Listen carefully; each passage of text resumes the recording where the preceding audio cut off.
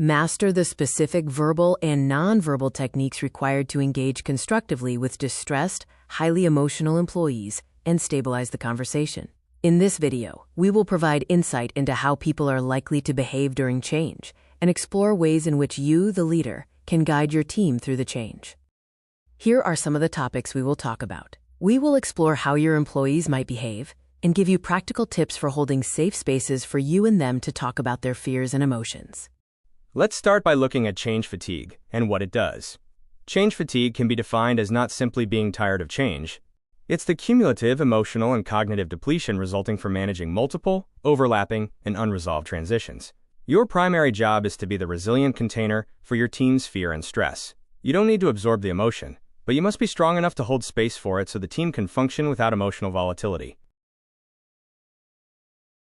Stress responses can trigger the threat versus reward response, which impact employee behavior significantly. Organizational change, especially if repeated, is interpreted by the limbic system, the emotional brain, as a threat to one's security, status, or connection. When a perceived threat arises, logical thought is often overridden by an emotional reaction. The threat response, specifically its avoidance manifestation, is a primal survival mechanism that significantly alters cognitive and physiological function. When a threat is perceived, the brain immediately initiates a stress response to prioritize survival. This defensive state causes the body to divert energy, leading to physiological strain, such as higher heart rate or muscle clenching, and it significantly impairs performance. The result is an avoidance state, characterized by hesitation, procrastination, and risk aversion. The reward response is an adaptive neurological mechanism that drives positive engagement and growth. By activating the brain's pleasure and motivational centers, it releases chemicals that reinforce rewarding behaviors, promoting action and engagement. This response is triggered by the anticipation or receipt of positive outcomes and includes the fundamental desire for social acceptance and belonging, as well as the drive toward mastery or competence in a new skill. This state is directly linked to high performance and motivation, resulting in increased optimism, heightened concentration, and enhanced innovation. It powerfully drives action, motivating individuals to approach challenges, engage fully with tasks, and proactively seek new opportunities. The threat system prioritizes immediate survival and loss avoidance, while the reward system drives growth, engagement, and innovation through opportunity and gain. Change triggers predictable social threats. When an employee is crying or angry, it is often because one of these social pillars is compromised. The SCARF model best explains what happens in the mind of the employee. The 5 domains are status, feeling demoted or losing influence; certainty, not knowing what happens next, high in continuous change; autonomy, losing control over their work or schedule; relatedness, feeling disconnected from the team or manager; fairness, believing the process or outcome is unjust. Reflect on the following. Think of the last major change your team faced. Which SCARF element was most likely the root cause of the strongest negative reaction you observed? Next, we will look at some practical things you, the leader, can do. Start by being a great listener. The 3 listening modes. Transactional listening. The focus is on facts, tasks, and metrics. You will use this type of listening when delivering status updates, resource planning, and reporting. Active listening. The focus is on clarity and alignment. You will use this type of listening during project briefs or when explaining complicated procedures. Empathetic listening. The focus is on content. You will use this type of listening during a performance review, conflict mediation, or when responding to high distress or tears. The 4 steps to empathetic listening. Regulate yourself first, because you can't be calming if you are tense. Try these quick self-regulation tools. 1. Slow exhale before responding. 2. Unclench your jaw and drop your shoulders. 3. Ground your feet. 4. Remind yourself, their emotion is not about me. Create psychological space. This is the invitation moment. Say things like, I'm here with you, take your time.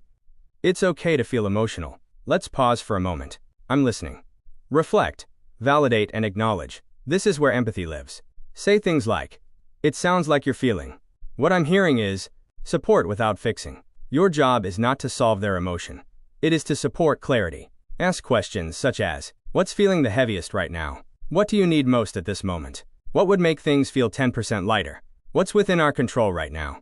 When in doubt, check in with yourself and ask, am I listening to understand or listening to respond? Am I holding space or trying to fix it? Is my tone matching the calm I want to create? Questions you can use anytime. What feels most important for me to understand right now? What's the hardest part of this change for you? What have you not felt safe to express yet? What would support look like for you? What's one small next step we can take together? When dealing with high emotion, the first 60 seconds are entirely nonverbal. Learn to read nonverbal communication and try to project stability and presence. Try the following techniques. The anchor. Place both feet firmly on the floor. Take a deliberate breath before responding. This regulates your heart rate. The stop sign. Close your laptop, put down your phone, and turn your body fully toward the person. This physically signals, "You have my complete attention." The mirror. Match their emotional tempo, slowly and softly, but not their intensity. Stay calm. Master a structured 4-step framework to manage a distressed conversation from emotional outburst to a productive next step. Here is how the 4R response protocol works. Step 1. Recognize. Identify the emotion. Name the emotion you observe. Is it anger, fear, or frustration? As an example, you could say the following. I can see how upset you are right now.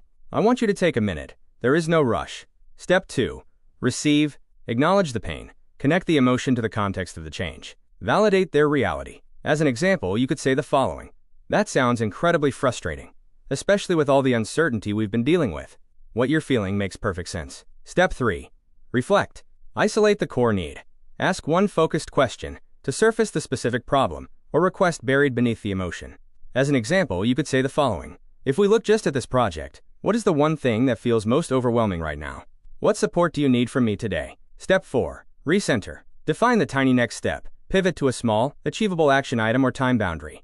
As an example, you could say the following. Let's pause this conversation for 24 hours. I'll get back to you with clarity on specific priority tomorrow morning. For the rest of the day, focus only on task X. We'll reset everything else on Monday. Emotional contagion is real.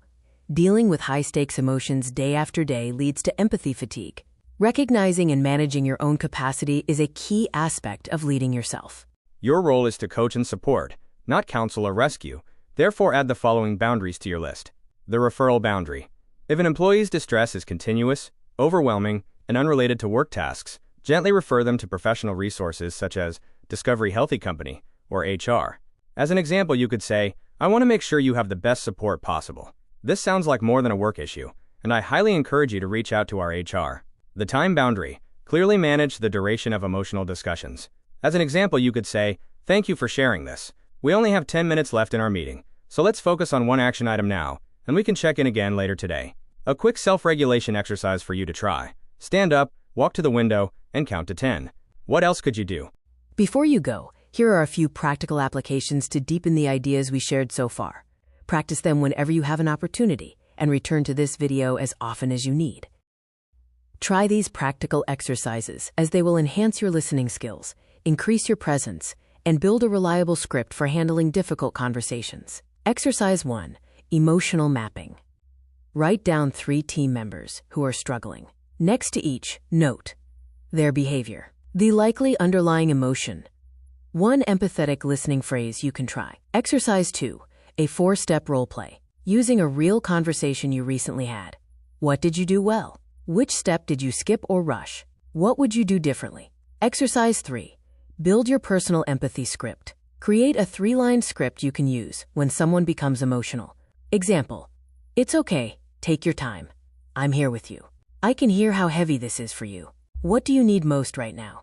We sincerely hope that this video was insightful and that you will be able to apply some or all of the techniques.